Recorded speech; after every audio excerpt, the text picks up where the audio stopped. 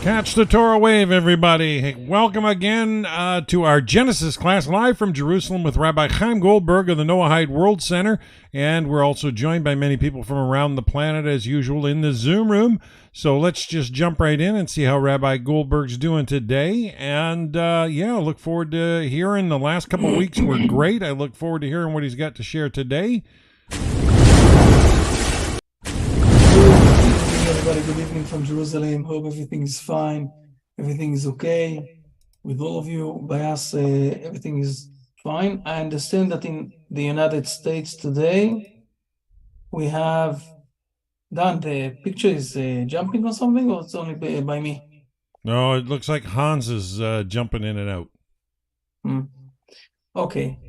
Hans, I hope that you're more stable than the picture that we see. Yes. Michaela, good to see you also. Okay.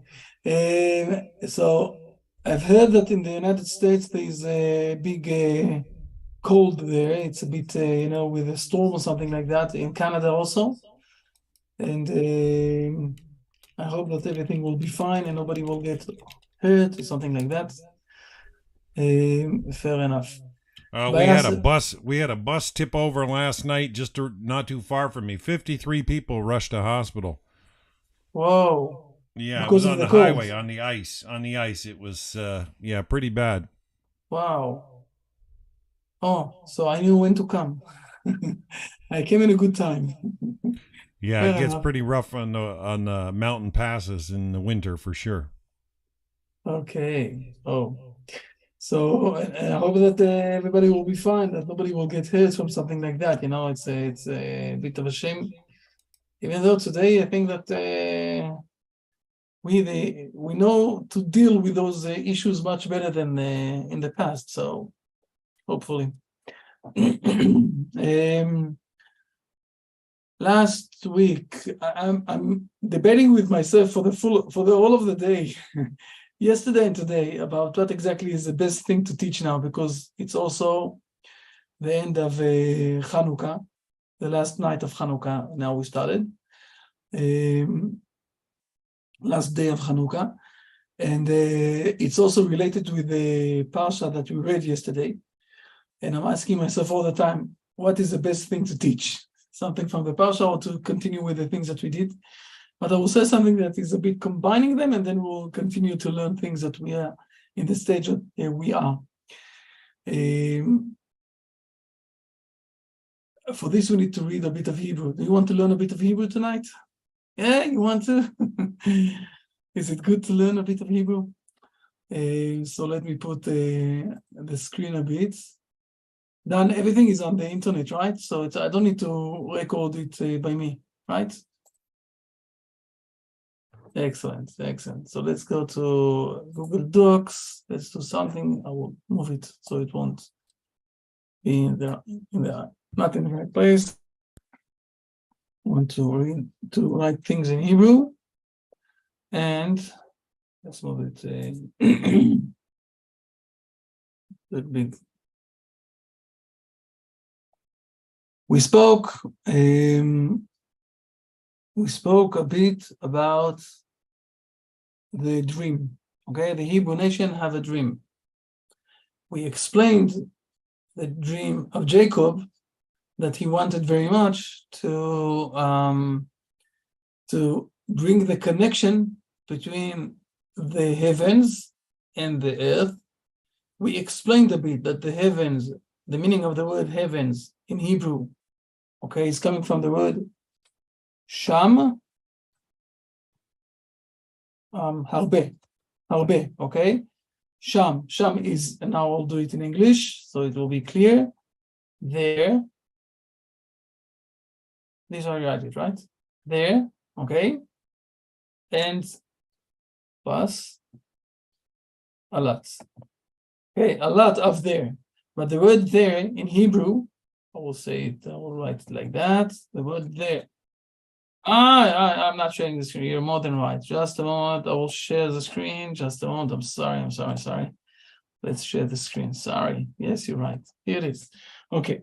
The word Shamayim, let's do it from the beginning. The word Shamayim is basically contained from two words. The word Sham, okay, and Harbe. Or if I will say it in English, okay, it's the word Sham is there, okay, far away, and Harbe is a lot. But the word Sham in Hebrew is also from the word, I will call it, in Hebrew, I'm getting confused from the Hebrew and the English. The word Chazon, okay, this is a word, Chazon. What is Chazon? Chazon is, now let's do it in English so that we're clear. Vision, okay, vision. So the word Shamayim is basically saying that there is a lot of vision. Each one of us have his own vision. It's a bit, in a moment I'm going to show this. We're going to learn in the things that we have to learn, and then we will understand a bit more the debate that we had with the old Greeks. Okay, so the word Shamayim is that there is a vision, but there is a lot of visions. Now, you think about this for a moment. For us, when we're speaking about the heavens, okay, this is the word heavens. When we're speaking about the heavens, it's something far of us, very far from us. You can't go or you can't speak about something it's not close. If you will manage to come to the part of the heavens of the far place, you will find something far, something far from you. Always when you're managing to achieve this far part that you wanted to achieve, so you're finding another much further than you. Okay, always you have a vision to continue on to the next stage of the vision. So the word Shamayim is saying that I have a vision, you have a vision, everybody, all of us, each one of us have a different vision, and we need to bring those visions, those values to the reality in this world. For this, we have a secret thing that is being called in the Hebrew, okay? Also, so if I'll conclude, what we need to do is to bring, okay, our vision to reality. I wrote it down, right? Yes, okay, good on me. And to bring our vision to reality. So this is the mission. Now, the problem is that each one of us, when he's getting to this world, he feels that he's the only one here, okay? With all of the respect to all of you, I'm the most important person here. Okay, each one of us is always saying this. So one of the things that we need to learn, let's jump for a moment to the Bible. And one of the most important things that we need to have in our Bible, that we have in our Bible, or say like that, not only that we need to have, that we have in our Bible. I'm going to Leviticus. We all know this verse. We all know it. It's very hard to behave on this verse, but we all know this verse, okay? Verse is saying like that. Don't be, read it.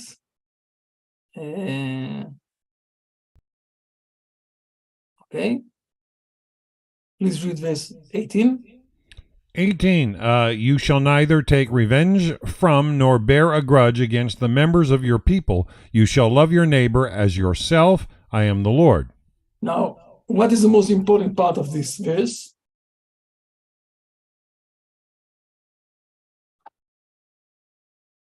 Verse. Okay. Oh, you see, great, Dan. I see that you could still in the mind. Not only you should love your neighbor as yourself. Don't forget that both of us, your neighbor and yourself, okay, need to fear from God who gave us life. The reason why, now listen good to what I'm going to say now, because we also wrote it down in the Brit Shalom book. There is all sorts of learning from the verses about things that you need, when you have clashes between values. For example, if some non-Jewish person is coming to a Jewish person and saying to him, or that you are worshipping idolatry, or that I'm going to kill you, God forbid him, he's supposed to get killed, not to worship idolatry. But we're learning this from the verses. There's one thing that you're not learning from the verses, it's only a very simple logic. If someone is coming, if let's say, for example, someone, his name is Reuven, is coming to someone, his name is Shimon, okay, another one, and Reuven is saying to Shimon, kill your friend, and if not, I'm going to kill you. So our sages are saying, Shimon is supposed to get killed.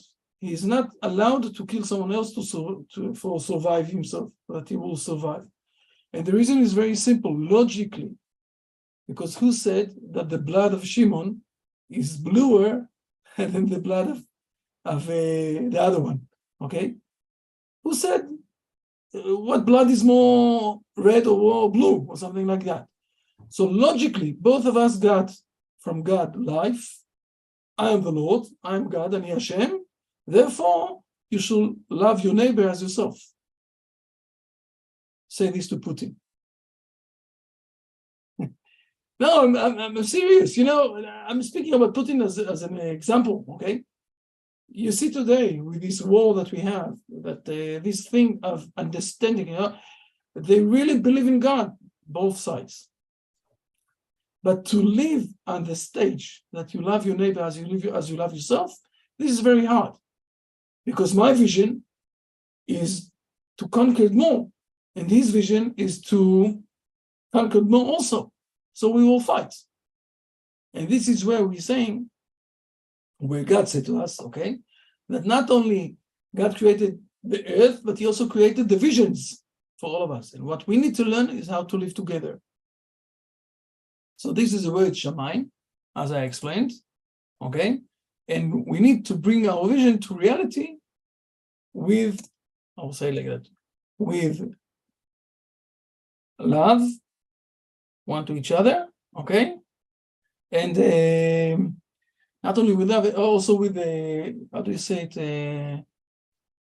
With giving also kavod. How do you say the word kavod in English? Giving honor to honor one to each other, okay? Love and honor, okay? Honor to the stranger. This is words, okay? You see it? You can see what I'm writing down, okay? This is the main. I wrote it down in the right way, okay? I didn't. This one? No, not this one. This one, right? Excellent. Okay, okay, fair enough. So this is the vision of this world. Now we can start to learn for a moment what is happening here in the things that we want to learn. Okay, and let me summarize for a moment this verse 18. Verse 18 is saying something very simple. You should love your neighbor as yourself. Why? Because I'm God, okay, who gave life to both of you, not only to one of you. This is what's written down here. Usually people are reading only this part of the verse. But the truth is that this is the whole full part of the verse. By the way, we can see something similar this is Leviticus, chapter 19, okay, verse 18. Let's jump for a moment. I will show you something very similar in Genesis, chapter 5, okay?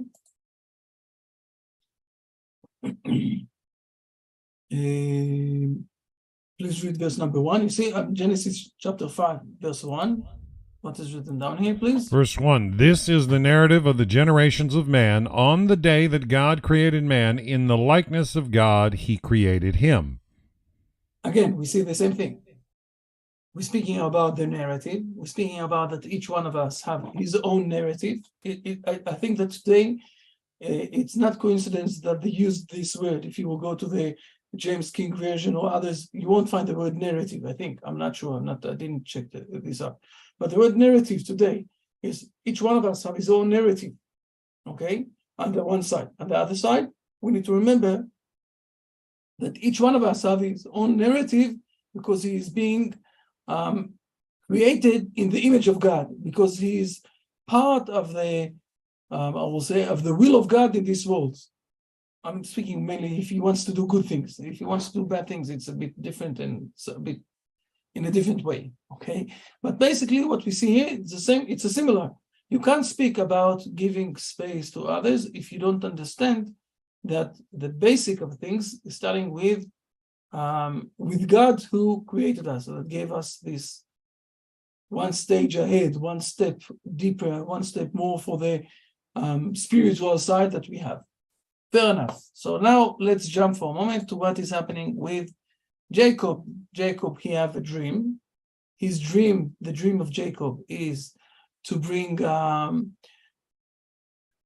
heavens, okay, the ideals, all those visions to the world, but to bring connection between the ideals and all those things to the world with everybody together. And now let's read for a moment what is happening here.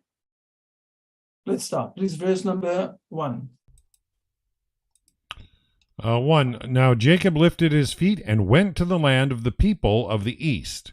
We were speaking about the east is if you remember, Abraham also gave the other kids all sorts of presents and sent them to the east. The east is where also the beginning of things, where you can find maybe the source. I need to show this for a moment that it will be clear. Let's jump for a moment to chapter 11. Okay, and we see that. Please read verse number 1 and 2. This is a Babylon, okay? Now the entire earth was of one language and uniform words, and it came to pass when they traveled from the east that they found a valley in the land of Shinar and settled there. So you're speaking of the east is a source of everything, and when you're starting to move from the east to the west, this is where you're starting to develop a lot of things, and the continuous of this story is the Babylon spread over, okay? But if you want to go to the source of everything, you're going to the far east, I will call it like that, okay? So this is where Jacob is going, to the east. He's running from whom? From his brother, right? He can't find a rest in his place, so he needs to go to the source, and he's starting from the beginning, everything. You have a vision, you have a great vision of taking the vision, connecting between heaven and the earth. And now let's read first the first 2 verses, please. 2 and 3, please. 2, and he looked up, and behold, a well in the field, and behold, 3 flocks of sheep lying beside it, because from that well they would water the flocks, and a huge rock was upon the mouth of the well. And all the flocks would gather there, and they would roll the rock off the mouth of the well and water the sheep. And then they would return the rock to the mouth of the well to its place. Now, I think that we all know already that the Bible is not just telling us all sorts of stories for the good sake of stories. So what is the mission, or what is the why the Torah is telling us those 2 verses? If she wants to tell us, okay, that like we will see the continuous, okay, in verse number 9, that Rachel came also. So we can skip on all of this thing. What is the message that the Torah wants to give us in this in those 2 verses? I don't know if you ever thought about it. It's a very nice story. But the Torah is not, a Harry Potter story to tell us all sorts of ideas or nice ideas for nothing. This is the words of God. God have here a message to us. What is the message in verses 2 and 3? It's supposed to be some sort of a profound message here inside those words here. Okay, we can't stay only with the saying, yes, it's a nice story. Fair enough. Now let's explain a bit to understand this story. So to start to realize or to understand this story, we need to learn a bit the Hebrew words with I will call it with what's running here between, let me move you a bit aside so we'll see, in verses 4, 5, and 6, please. We're going to learn it step by step with the Hebrew, okay? Please. 4, and Jacob said to them, My brothers, where are you from? And they said, We are from Haran. And he said to them, Do you know Laban, the son of Nahor? And they said, We know him. And he said to them, Are things going well with him? And they said, Things are going well. And behold, his daughter Rachel is coming with the sheep. Fair enough. So just only, I will call it like that. It's the question is even going even deeper, okay? So one step ahead. What is this conversation? What exactly is hidden inside this conversation? Is it only a geographical question? Did I came to the right place? For where are you? Okay. And they answering him, yeah, you came to the right place. We are from Haran. Do you know it's my family? Yes, I know my family. If this is the only message here, we need to understand that the Bible won't write this down. The Bible is not writing a story, like in the articles of the newspaper, okay, to fill up words. It's not going like that. So I want to go a bit to explain it, okay? When he is asking my brothers, where are you from? We need to understand, before they're answering, we have two things. First of all, we see point number one. I will go step by step, okay? I think that here there is some sort of ironic words that Jacob is using. Remind me all, who is Jacob's brother? Who is Jacob's brother? Esav. Esav. Esav is behaving like a brother? No. So he is looking for the brotherhood. Start to listen what he's saying. I can't find my brothers with my brother, so I'm looking for the brotherhood. We spoke about this brotherhood a lot of times. We just, a moment ago, we explained it to Vayikra, for the Levitax. Okay?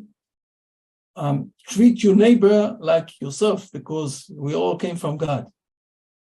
Jacob is coming to a strange place, and he's saying to them, you are my brothers. We will see this again with Joseph. Okay? Let's jump for a moment to Joseph.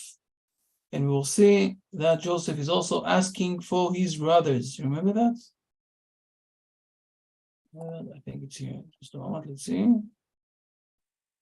Hey. See, chapter 37. He's also dreaming. Remember that? Joseph is also dreaming. And Joseph dreamed. He have also a vision. We will speak about this when we will be there. Exactly. And he's dreaming second time. He's very another dream, and his brothers are going to pastor their father's folks in Chaim, and his father is sending him to see what is the willingness of his brothers. And read please verse number 15. 15. Then a man found him, and behold, he was straying in the field, and the man asked him, saying, What are you looking for? Now, the field is the place, not the place where I'm feeling, good at home. The field is a place where we are working. Okay, we're doing things. We're trying to move the world to the to give food to the world, to another stage of the world, something else. And he's asking, "What are you looking for?" And what is the answer? 16. He says, and he said, "I am looking for my brothers. Tell me now, where are they pasturing?" I'm looking for my brothers. Okay. Jacob is also just like, not Jacob, Joseph is also just like his father. He is looking for his brothers. You know the end of the story, right? You remember that? They are selling him. They're throwing him to become a slave. for another 13 years until 15 years until they will catch back together. But he is searching for his brothers, even though his brothers want to kill him. Same thing is happening with Jacob. Jacob is first of all saying to those shepherds, you are shepherds, my brothers, you are my brothers. Now, this word, where are you from, okay, is basically those two words, me'ayin atem. You can think, or you can say that this is a question, okay? From where are you? This is the simplest question. This is, I will say, the simplest translation of this question. But we need to learn. Let's jump again to the Hebrew language that we have. Where is it? Oh, it is. Okay. And let's now let's learn new word. Okay. There's a new word. The word is ayin.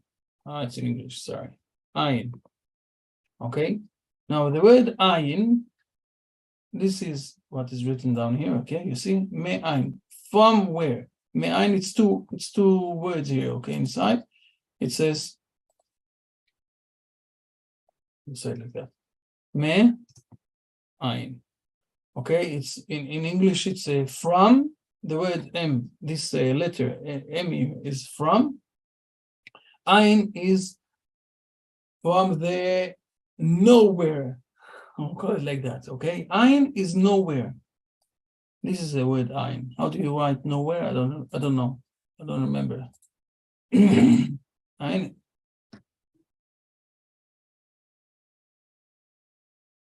Nowhere, okay? With an E at the end. Like that. Yes, exactly. Thank you. Nowhere, okay? Me'ayin is from nowhere. Now, what is the meaning of nowhere? For example, we are now lighting the candles of Hanukkah.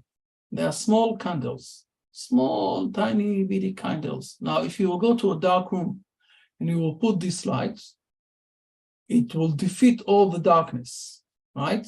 Small candle can defeat a lot of darkness. But go for a moment and try to put this small light in a day light when the sun is shining. A full sun, not, the cold and everything else, of the summer days. The full sun is outside, and light a small candle. Can you see something? This candle is doing anything in this world? Nothing. Okay? It's being demolished because of the light of the sun, right? So on the same thing, when God's existence in this world, in a fully appearance, no one is here. God understood that, and we said it more than once. What was his first stage before he started to create this world? He withdrew himself backwards and gave here some sort of a nowhere place to create everything. Because if he will be here in a full presency, what will happen? We, all of us, it says, Ner Hashem Nishmat Adam. Oh, I need to find it. Just a moment, I will find it in a moment. In a moment, you will see it. Ner Hashem Nishmat, here it is. Here it is. That's the one you will find it also. We will read it in English.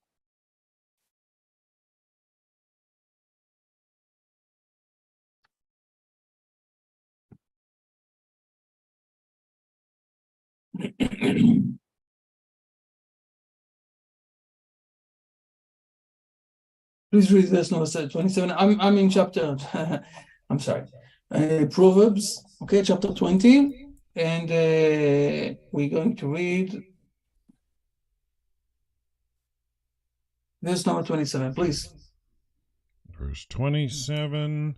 Man's soul is the Lord's lamp, which searches out all. Man's soul is the Lord's lamp, which searches out all the innermost parts. Okay, now this word Lord's lamp, okay, it's the God's Not lamp, it's written down here, candle, ner. Okay. The soul of God, of man, is like a small candle. Now, if God will appear here in a full presence, so the candle won't be able to light anything inside man or inside this world. Therefore, God did something very interesting, and he hided himself in behind the laws of nature, so we can't see him. If you will go to people and you say to them, did you saw God? No, I didn't saw God. Okay? Nobody can see God. If someone will see God, so we would like to be part of him. We would like to go with him. That's it. I don't need anything anymore because I'm getting connected to the source. And this is what Jacob is asking them. Okay? Or this is what Jacob is saying to them. Jacob is saying to them, look, we all came, all of us, we came from God that decided to bring a place of a nowhere here. He withdrew himself, so we have a nowhere so we can be created. So we all came from the same part. We all came from the same place. And this is why we are all brothers. This is the first main message of the Hebrew person in this world. We are all brothers because we are all part, or we are all the small candles of God here. I'm before I said, I'm the most important person here, but it's not true. I'm, part of the candle. I'm a candle of God here, but also each one in this room is a candle of God. Okay, we're all together. We said it, we read it before in the Leviticus. So we're all brothers because we all came from the same presence of God that decided to withdraw himself and to give us presence here in this world. And I need to do the same thing. I need to withdraw myself, not to try to conquer the others, but to give to others also place, just like God gave. This is what Jacob is telling them. And why Jacob is speaking with them? Because at this point, okay, he sees that they're all in the coming together to the well. What is a well? Well is a place where people are getting water.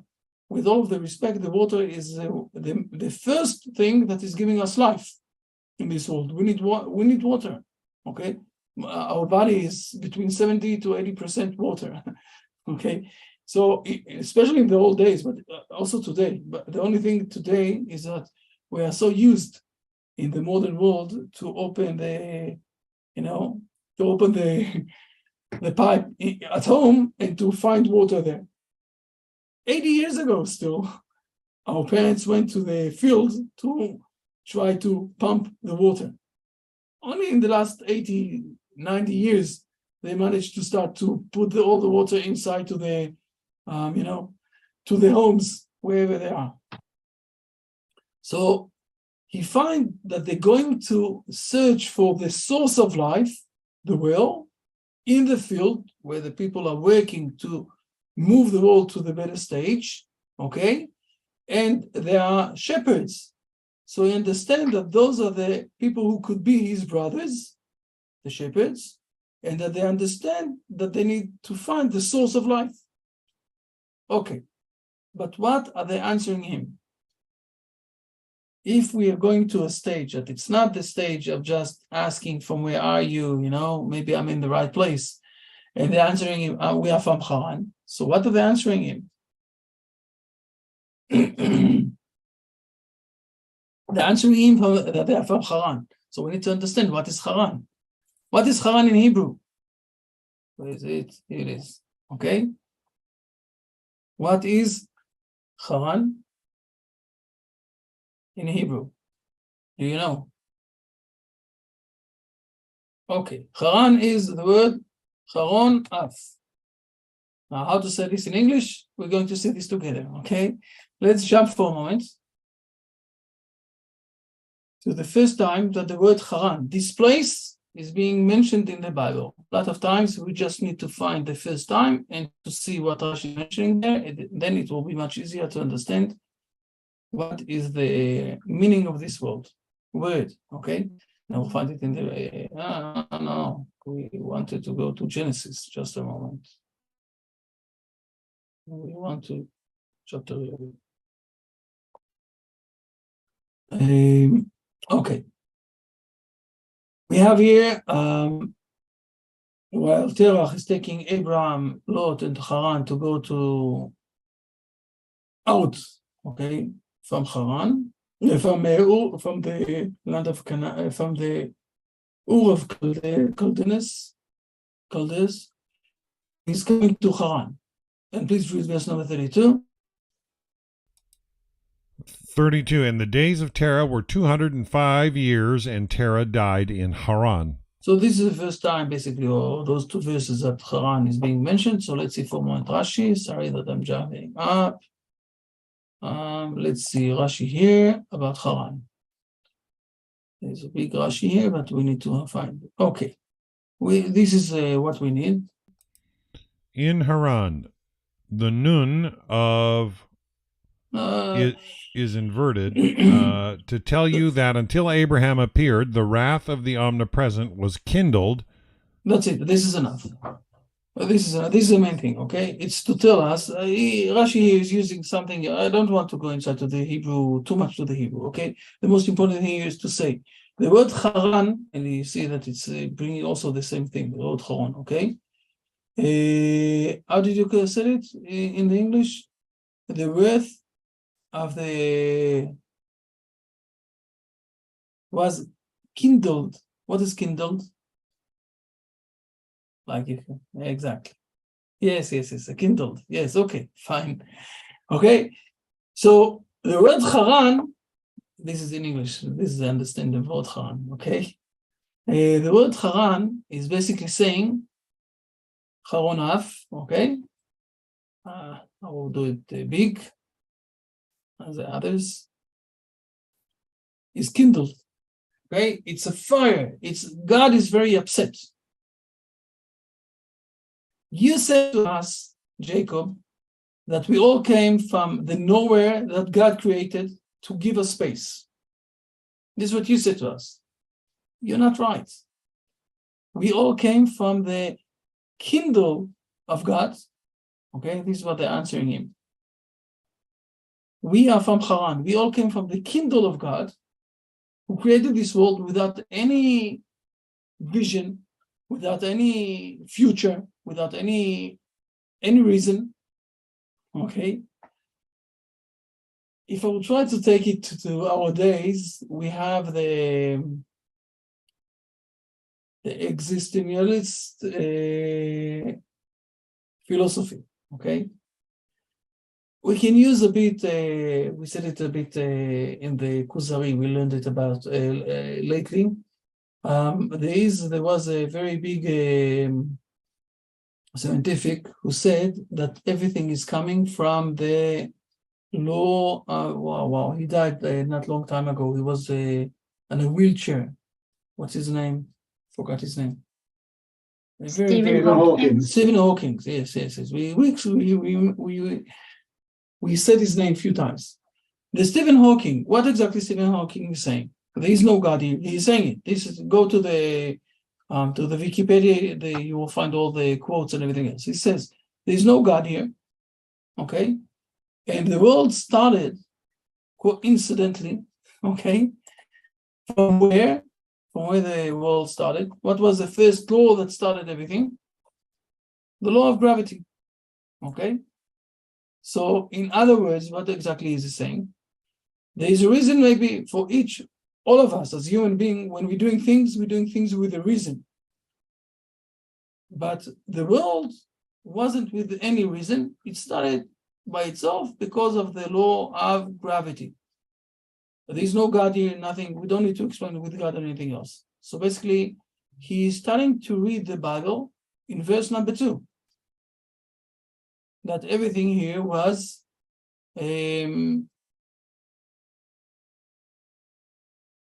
chaos. Everything was chaos. He is reading he is studying the Bible. He is saying that everything is a chaos. There is no reason for anything. You can work hard all over your life, but you have no real good vision to fill up your life or to have any connection with things that will happen after you will die. Nothing. Everything is a chaos here. Or in the words of Jacob, okay, or in the words of the shepherds of Jacob, it's from the kindled of God, from the kindle, it's not kindled, kindle of God. Yes, from the kindle of God, from the, God didn't have anything here to do too much. We are not from his kindly mercy of trying to give us a space to live here. He threw us here, and that's it. Maybe there is God, but he threw us here. He doesn't want any relation with what we're doing, anything. You have no anything that your life here is worthy to live for. This is the discussion between them.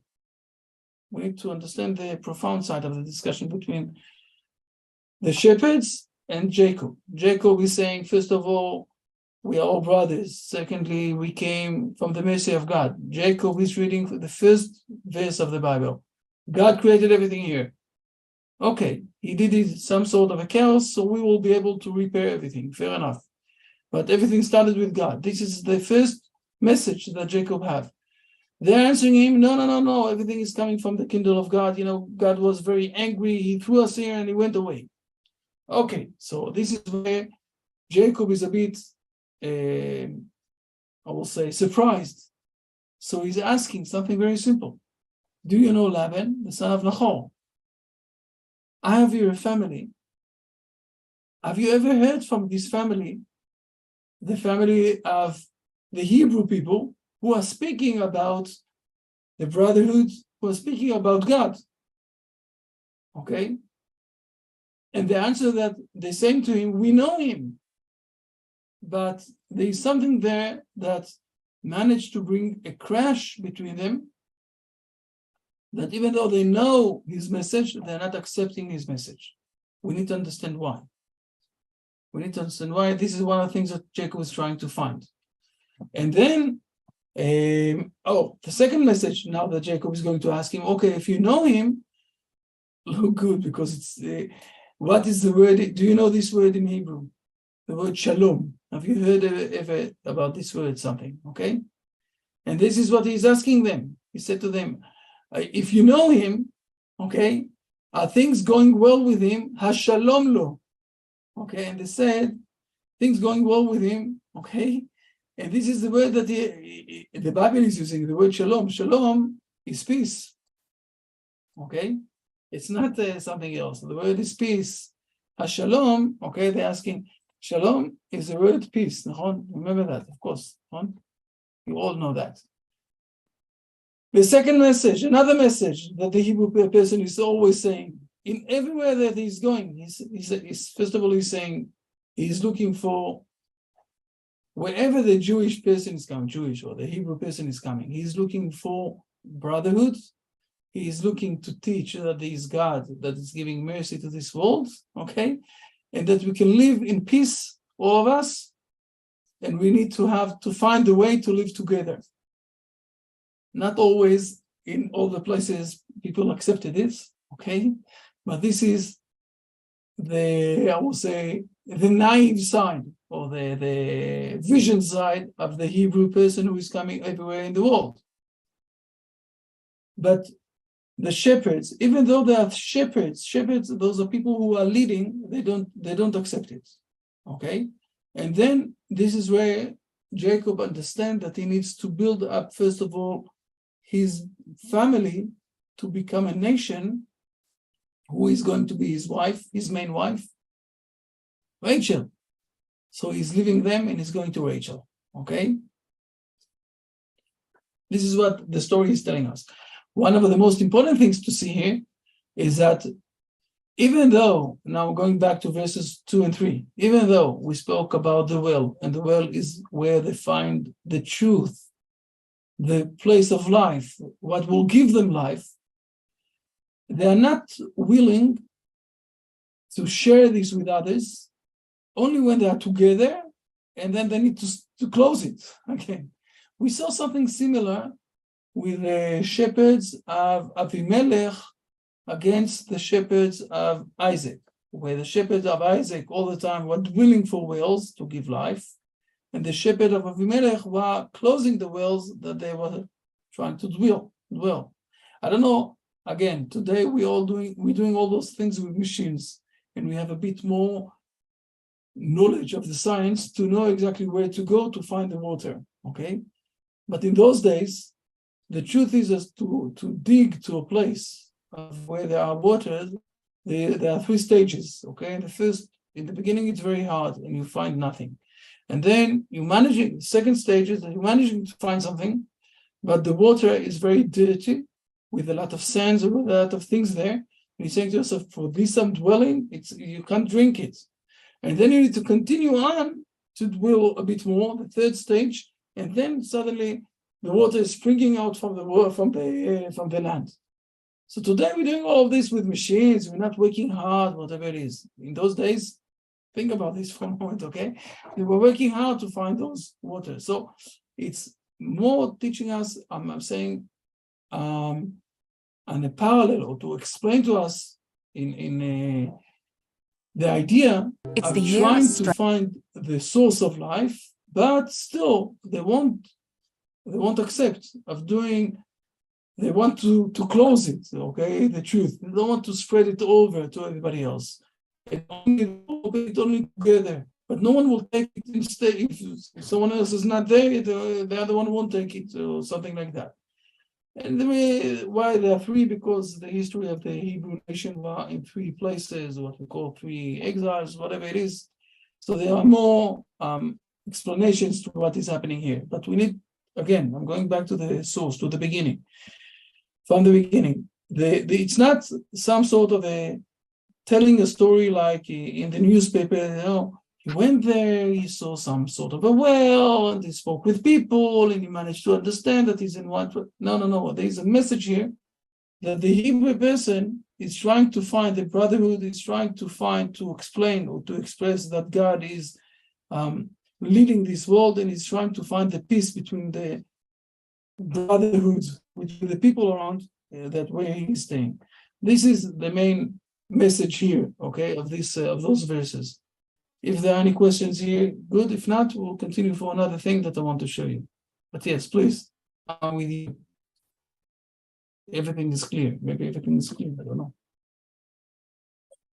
I think that done after a long night with a lot of things, it's a bit hard for you. It's okay then. No questions. If there are no questions, we will continue. I will say a few other things. Everybody's quiet. Okay, fair enough.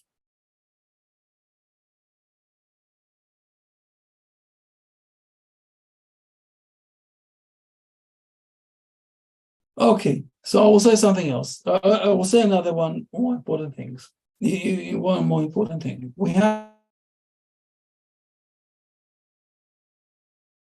something a bit else that is a bit related with Jacob, with Joseph, and with let's continue on for something a bit else. Okay, go with me.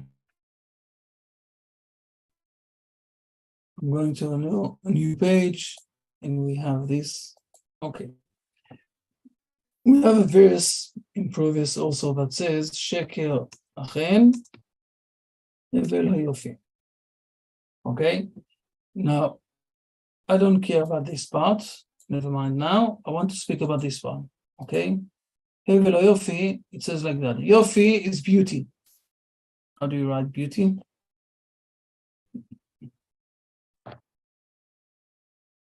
Right, B. Y. Okay. Okay, Yofi is beauty. There, שווה יופי. Sorry.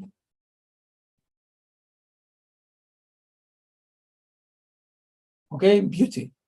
Hevel is, in other words, nonsense. We spoke about this. Okay? Nonsense. Okay? So the beauty is nonsense. What is the meaning of that? Beauty is nonsense. Beauty is nonsense. The meaning of this is that the beauty, you can use it for good, you can use it for bad. It doesn't have any clear definition for the best, it's good or it's bad. Yes, depends how you use it. Okay, you can use it for good, you can use it for bad. It doesn't have any inner, inner, exactly, quality. Okay, but it's very important. It's very important.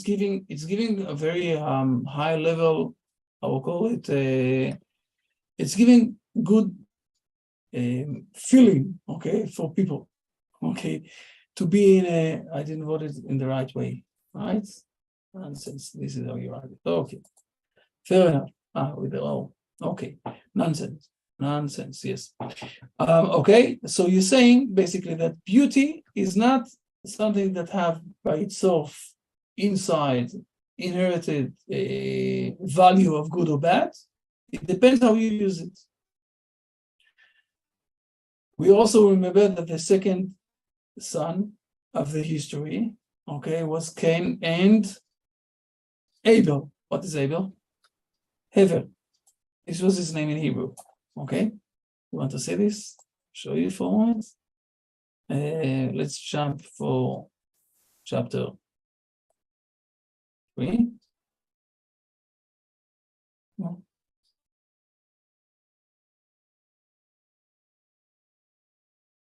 What happened? Okay.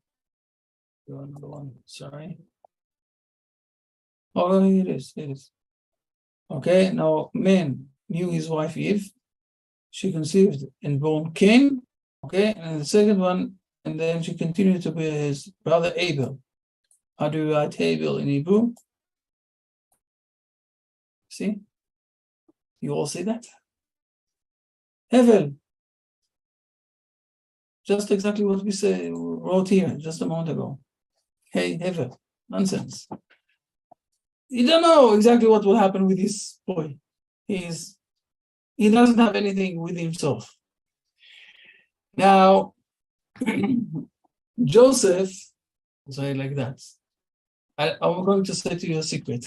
In the Hebrew tradition, we have 2 messiahs, not 1, 2. Do you know that? Have you heard about this once? Okay. So what are the 2 messiahs that we have? We have Ben Yosef and Ben David. Okay. So we have Ben Yosef and Ben David, okay? Yeah. We have the son.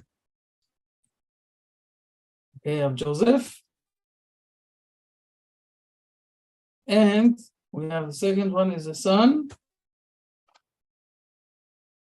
of David. Right? Those are 2 different things. What is the difference between them? What is the difference between them? Why do we need 2? What is the mission of this one? And what is the mission of the other one? Who is the most important? I will explain to you, I will give you an answer, and then you will see how we can see this being hinted inside also the verses, okay? Joseph is, I will call it, the outside structure of everything. His dream, Joseph's dream, is to give food to all of the world. But food is the structure. We can't live without the food. So Joseph is a king who is building up the structure that will be able to also to bring, after that, someone else will bring, or will say, the values inside. What Joseph is dreaming, he's dreaming to give food to the world, okay? And that his brothers will be the stars of the world. What is the meaning of stars? This is what is giving the vision, the light, So Joseph is giving the physical side, and David is giving the meaning, the vision inside. 2 different things, okay? This is how it's working. Joseph's side is to bring the structure. Okay, and David's side is to bring the vision. Bring the vision, to bring the values.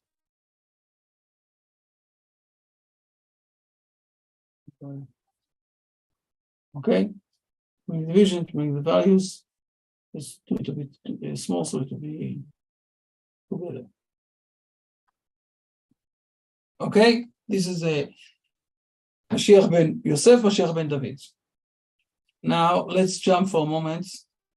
Two things that I'm going to show now. The first one is that Joseph was a very pretty boy. He was with a lot of beauty. Remember that? The question is, how do you use the beauty? Do you remember this verse? Oh, I'm showing something here because it's also related a bit with the things of Chanukah, but I'm not going to go inside to this too much. But let's go for a moment. Let's see for a moment. Okay, let's go in Genesis. Let's go to the chapter.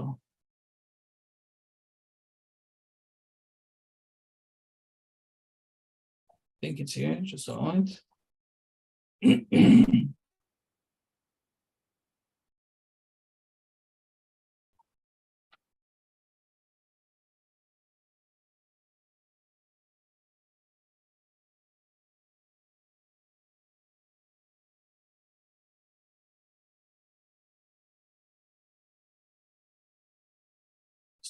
Just a moment.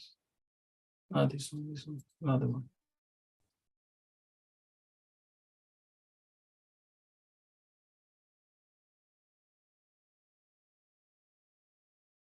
Please read this part of the verse number 6. We're in chapter 39.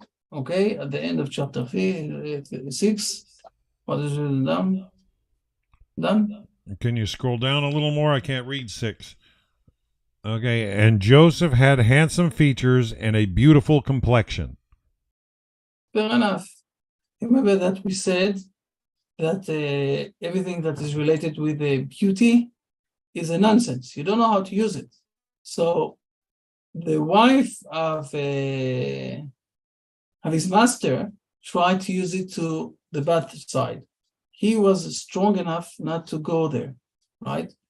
But let's continue on a bit. Okay, so he used it in the right way. He used it, at the end, he used it in the right way, okay? In the beginning, something there was struggle, but at the end, he used it in the right way. But now let's go for a moment and let's see what exactly Joseph is doing after his brothers came and everything else. He's putting inside his brothers. I'm going to the end of this, almost at the end of the story. It's not the end of the story, okay? Almost the end of the story.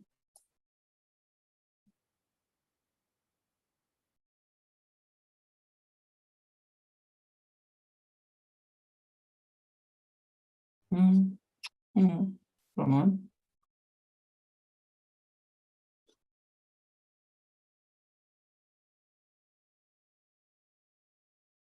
Sorry, just a moment. Something here is jumping. We'll go through here. Sorry.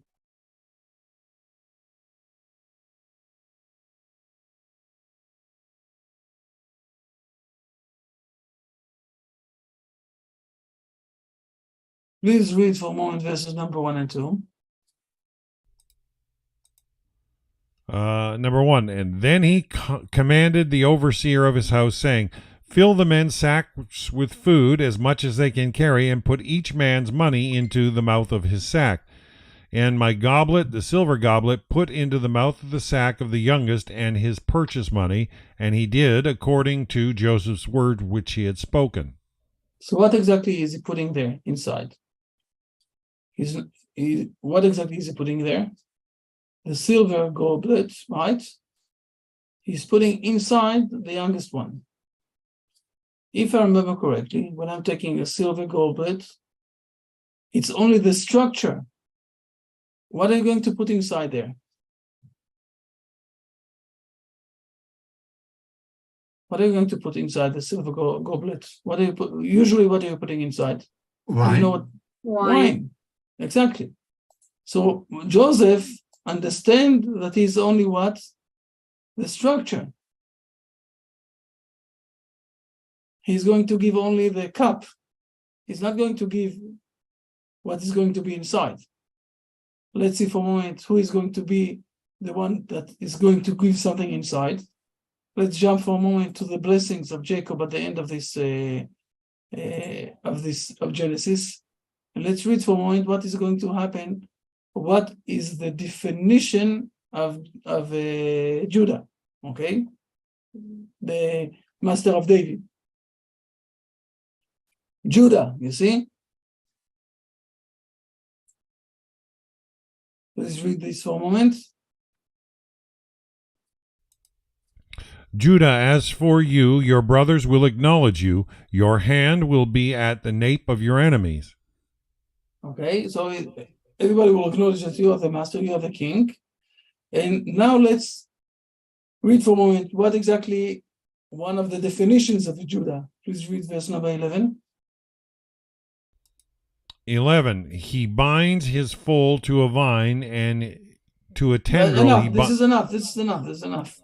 You can read it at the end also. Okay.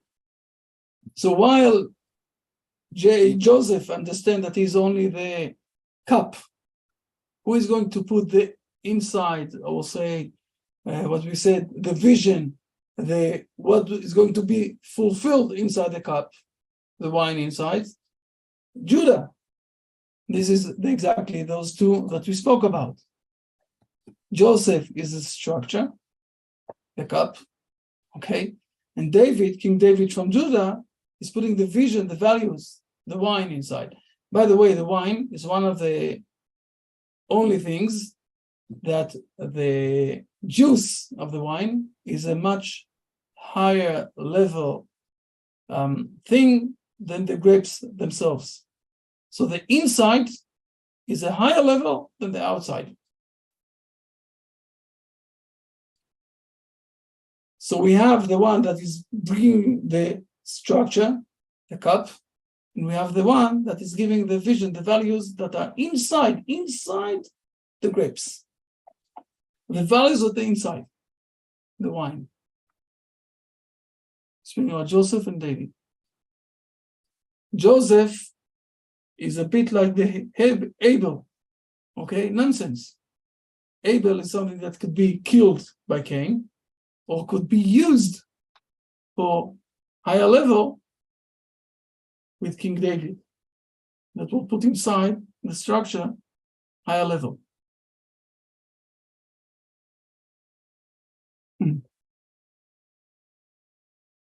It's a bit related also with the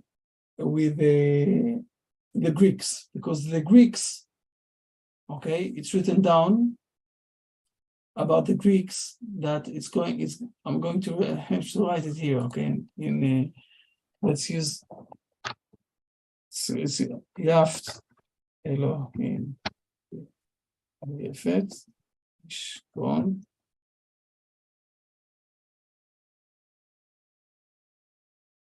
Now you will understand why I showed you everything. Yaft Elohim Yefet. This is the Greeks, okay? Let's do it in English. The Greeks, okay, turn off, never mind now.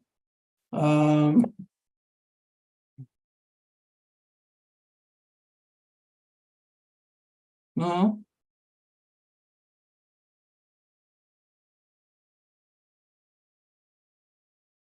Okay, the Greeks, no, come on. Okay. I see. The verse is saying Yaft Elohim leYefet v'yishkon bo leHashem. The Greeks are being called Yefet. Yefet is Yofi, beauty. Okay? When it says also v'yishkon bo leHashem, the meaning of this is that they will be part, or they will be able to get connected, related with Shem. Shem is the Hebrew people. The Hebrew people, okay? So we're saying that the Greeks are some sort of a beauty. We all know also how much the Greeks, it was very important for them, the budding, how the body is being built up, and the beauty of the body and everything else. It's also with all of the sports that they had and everything else. So, and we said, but the body is a nonsense, just like Joseph. Okay, but we have a verse that it says that they were going to combine together one with each other, the Hebrew people and the Greeks. But let's not forget, the beauty is still only on the nonsense, depends how you use it. So with Joseph, when he is connected with King David, okay, so they're using the structure in the right way and putting inside the vision, the values. But the Greeks and the Hebrew people, and I won't go inside to this, I explained this in a very short video that I published on Friday, okay? The nonsense became also some sort of a fight between the Hebrew people and the Greeks nation. So this is another idea that I gave here. We've learned a bit of a, first of all, we've learned, I will summarize for a moment and then we'll see. We've learned, first of all, what exactly was the discussion between Jacob and the shepherds, okay, and how much the Hebrew person is always looking for the brotherhood, to teach about God and to bring peace among people. And then we saw also a bit about the difference between Mashiach ben David, Mashiach ben Yosef, that one is building up the structure and the other one is giving insight the values, the vision. And the main thing here is to realize how much we are all, each one of us, I will say it like that, have the image of God inside. Therefore, we have the possibility of living together on the personal level and also on the nation level. Not like we see today that there's also a lot of fights. Those are more or less the things that we spoke tonight. I hope it was good enough. I don't know. Fair enough. I have another 2-3 minutes, 4 minutes, yeah, until we put it there. So if there's any more questions or something like that, so this is the time. But if you're so shy, everything is fine. Yes, Bart. If I understand well, is it right that Messiah ben Joseph will come first before the coming of Messiah ben David? You're right. It's just like the same that if you will go outside and look on the orange, for example, okay, it's almost in any fruit, but so first of all, there is the peel, okay, that is covering the fruits. And then inside the fruit is also growing. But the peel outside is just covering and or say guarding that the fruit inside will manage to grow up. Now, just to understand what's happening, the build-up of the Hebrew nation, you can say that it was built up with people who are secular or don't believe in God, whatever it is. At the end, we built up the structure of this place, of the Hebrew nation, and now we are moving inside to the second stage, and we're giving more and more vision, more and more spirit, more and more holiness inside the structure that we built up. So Mashiach ben Yosef, we're already at the end of the stage of it, of this period of time of Mashiach ben Yosef, because the Hebrew nation is structured and strong, you know. Can you give some biblical texts about Messiah ben Yosef? The main biblical text that they are for this is those parsha that we have today, that we read yesterday, okay? Things that we read yesterday in the shul, in the weekly parsha, weekly portion, what we call. This is about Mashiach ben Yosef, and Mashiach ben David, Judah, the other one is the next parsha.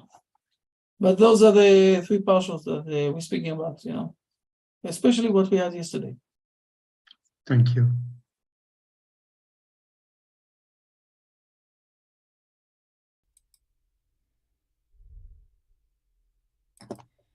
Okay. All right, Rabbi, I've got to hit the bed for a bit because I've got I'm on in a couple hours with Rabbi Ingber and the Nativ group, and Rod can't be there today, so I actually have to run the Zoom meeting on top of everything else. So it's going to be a ton of fun. We'll be back at 5 p.m. Eastern, 2 p.m. Pacific for anybody that wants to attend that live with Rabbi Ingber. He's eager to share today, so look forward to hearing what he's got to share. So. But Rabbi, I always appreciate this Genesis class. It means so much. Very exciting, and thank you for sharing and opening the depth of the Hebrew language with us. I just got a very, very, first of all, everybody have a great week. I just got a very hard message.